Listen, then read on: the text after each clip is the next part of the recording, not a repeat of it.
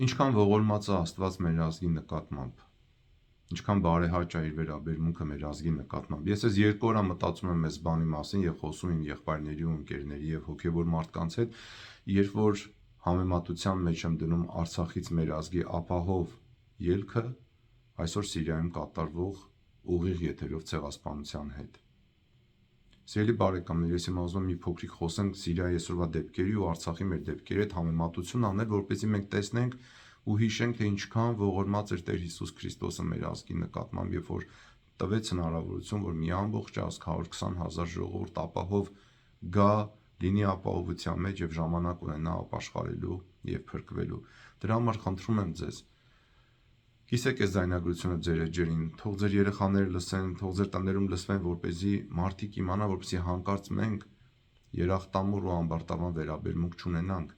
այն ողորմածության նկատմամբ, որ Տեր Հիսուս Քրիստոսը ցուցաբերեց մեր ազգի նկատմամբ։ Դե չէ, տեսնում եք ոնց կարա լինի։ Այ կարա լինի Սիրիայում այսօր նրա նման ինչ որ կատարվում էր Սիրիայում այսօր։ Ցեղասպանություն ուղիղ եթերում մարդկանց բերում են, շարում են, սպանում են ու նկարում են ու դրանով հպարտանում են։ Այս տեսակ չարություն ես շատ վաղուց չեմ տեսել ու չեմ լսել, կամ չեմ տեսել ու չեմ լսել sense բան, կամ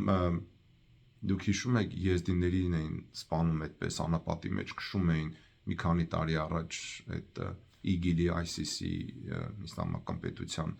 տարիներին, որ կար մի քանի տարի առաջ, այդ ազգին այդպես էին անում։ Բայց երբ որ տեսնում ես, թե այս ինչ վայրագություններ են կատարում ու տեսնում ես Աստված ոնց հնարավորություն տվեց մեր 120,000 ժողովրդին Արցախից ապահով, հիմնականում ապահով ելք ունենալու,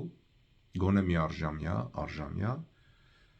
մտածում ես Տեր Աստված, ինչքան ողորմած ես դու մեր ազգի նկատմամբ, շնորհակալություն, որ լսեցիր մեր աղոթքները եւ մեր ազգը փրկեցիր, ողորմություն արեցիր։ Սա շատ կարևոր է իմանալ, որպեսզի հանկարծ մենք երախտամոռ ու ամբարտավան չլինենք։ Գիտեք ինչի, ես հիշում եմ Արցախի ելքից այդ տարին, այդ ժամանակները մարդիկ ասում էին, բա ուր են մեր աղոթքները, բա ինչի չլսվեցին մեր աղոթքները, բա ինչ եղավ մեր ծոմապահությունն, այն տառապանքը, որ քաշեցինք։ Այս շատ հնարավոր է, որ հենց այդ աղոթքներն ու այդ տառապանքն ու այդ ծոմապահությունը հենց այդ էր պատճառը, որ Աստված ասեց, ոչ, ես չեմ թողնելու, որ իմ ժողովուրդը ցեղասպանվի այնտեղ, այլ իմ ժողովրդին Արցախից միգուցե միառժամյա ժամանակավոր դուրս եմ հանելու, որպեսզի մարդիկ ժամանակ ունենան ապաշխարելու, հրաժարվելու չարությունից,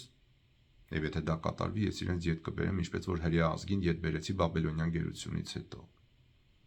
Մենք այս բաները պետք է իմանանք, սիրելի ժողովուրդ, որպեսզի մեր շնորհակալությունն ու Աստծուն փառք տալը եւ Աստծուն օրհնելը կիսատ չլինի։ Սա շատ կարևոր բան է, ի՞նչ է կիսատ լինելը։ Մի սուրբ կար 20-րդ դարում Նիկոլայ Սերբացի անունով, ձեզանից ոմանք երևի կարդացել են իր գրքերից, օրինակ Պատերազմ եւ Աստվածաշունչ, որ խորհուրդ եմ տալիս անպայման կարդալ։ Ինքն իր գրքերից մեկում նամակներ Սերբ ժողովրդին։ Այդ գրքում ասում է, որ ժողովուրդ պետք է ուշադիր լինենք, որ Աստծուն փառք տալը մեր կողմից հանկարծ կիսատ չլինի, այլ ամբողջական լինի։ Ես դա որ լսեցի, շատ հետաքրքրեց, այդ կիսատ փառք տալը ո՞րն է։ Ինքը ասեց, մենք պետք է Աստծուն փառք տանք ոչ միայն այն բաների համար, որ Աստված մեզ տալիս է, այլ նաև այն բաների համար, որ Աստված մեզանից կտրում ու տանում է, վերցնում տանում է։ Եվ ահա ձեզ մի օրինակ, ասենք թե մարդը ուռուցքով հիվանդ է, ռակ ունի։ Ինքը ուրախանում է, չէ, եւ հասկանում է, չէ, որ բժիշկը այդ ռակը կտրում է, այդ ուռուցքը կտրում է, չարվորակը, ուռուցքը կտրում է, հեռացնում է, որպեսզի իր կյանքը փրկի։ Նույնպես էլ երբ որ Աստված մեր կյանքում մեզանից ինչ որ բաներ է վերցնում, կտրում, հեռացնում, մենք պետք է շարունակենք փառք տալ Աստծուն եւ օրհնենք Տիրոջ անուն եւ ասենք օրհնյալ ես Տեր Աստված մեր հայրերի։ Գովյալ եւ փառավորյալ է քո անունը Հավիտյան։ Հասկանանք թե չհասկանանք, որովհետեւ մենք պիտի հավատանք, որ Աստված ամեն ինչ բարիով է անում եւ հատկապես Աստված ամեն ինչ բարիով է գործակից անում նրանց նկատմամբ, ովքեր սիրում են Տիրոջը։ Եթե դու սիրում ես Տիրոջը քո կյանքում, ինչ էլ որ կատարվի քո օգուտի համար է, հասկանաս թե չհասկանաս։ Չենք հասկանում 2 տարի առաջ, հիմա այ որ տեսնում ենք Սիրիայում ինչ է կատարվում, ես սկսեցի հասկանալ Տեր Աստված։ Ես ինչքան ողորմած ես դու մեր ազգի նկատմամբ։ Սիրելի ժողովուրդ, շարունակեք հավատքով աղոթքները, տեսնեք դրա արդյունքը թե ոչ։ Տեր Հիսուս Քրիստոսն ասեց, երկինք ու երկիր կանցնեն,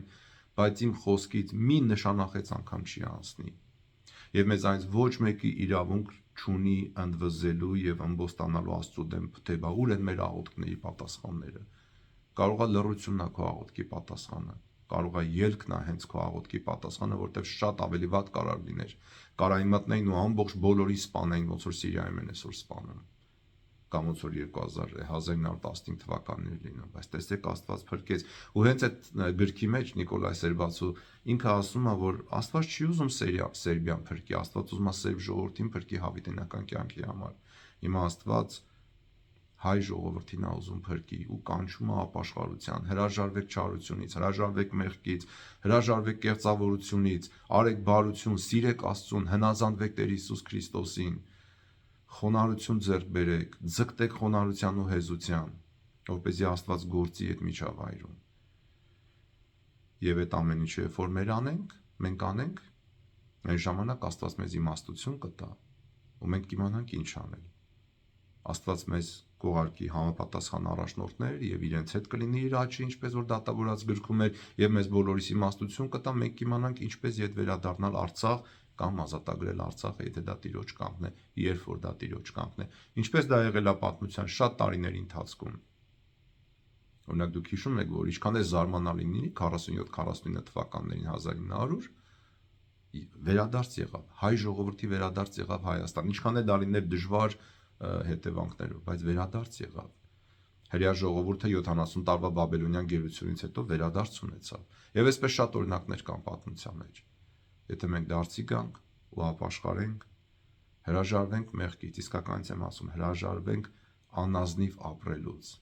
եւ սիրենք Տեր Հիսուս Քրիստոսին, կանչենք իր անունը, որտեղ առանց իր չկա փրկություն, առանց իրեն չկա փրկություն, առանց իրեն չկա ոչ մի գործի հաջողում։ Ինքը ասեց վերջի ընթրիքի ժամանակ. առանց ինձ ոչինչ անել չեք կարող, այ բացեք Աստվածաշունչը, կարդեք Հովհաննեսի ավետարան գլուխ 15 համար 5, Տեր Հիսուսն ասում է, ժողովուրդ, առանց ինձ ոչինչ անել չեք կարող։ Բայց եթե դուք մտածում եք, ասեք մենք քրիստոնյա ենք ու կեղծավորաբար վարվել, ինքը չի օգնի այնտեղ, այդտեղ չի լինի։ Բայց եթե մենք հեզությամբ ու խոնարհությամբ ապրենք մեր կյանքերը եւ հավատարմորեն լինենք, հավատարմորեն կանչենք Տեր Հիսուս Քրիստոսի անունը, ինքը կգա, կօգնի եւ իր ողորմությունը մեզ ցույց կտա։ Դե լավ եղեք սիրելի ժողովուրդ, փառք տվեք Աստծուն ամեն ինչի համար։ Փառք տվեք, որովհետեւ շատ ողորմած է Աստված մեր ազգի նկատմամբ։ Եվ մեր Տեր Հիսուս Քրիստոսին, Աստծո որդուն, մեր փրկչին ու թագավորների թագավորած, Հոր եւ Սուրբ Հոգու հետ միասին, փառք, իշխանություն եւ պատիվ այժմ եւ միշտ եւ հավիտյանս հավիտենից։ Ամեն։